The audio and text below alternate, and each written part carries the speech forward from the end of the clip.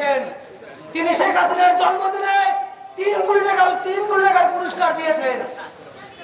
এই স্বৈরাচারের নামে তার কর্মচারী হত্যা মামলা রয়েছে, তিনি তার কর্মচারীকে হত্যা করেছেন। আমরা এই স্বৈরাচার তার কোন কোন বাপকে তিনি ধরেছেন, আমরা তার এই বাপদেরকে দেখতে চাই।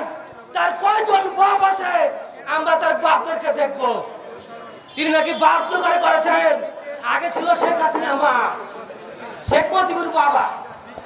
তাদের একটা টিম হলো, তারা শেখ মুজিবের বাবা কয় আর শেখ হাসিনার মা কয়, মাঝে মাঝে আবহাওয়া কয়। এখন আবার নতুন বাপ ধরছে। আমরা ওই বাপ একটা চাই।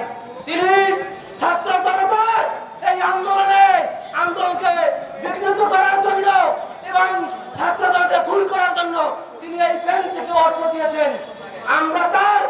আমরা তাকে আজকের মধ্যেই পুলিশ প্রশাসনকে আজীবন দিয়েছি, তাকে এই 48 ঘন্টার মধ্যে গ্রেফতার করতে হবে। তিনি মাফিয়া,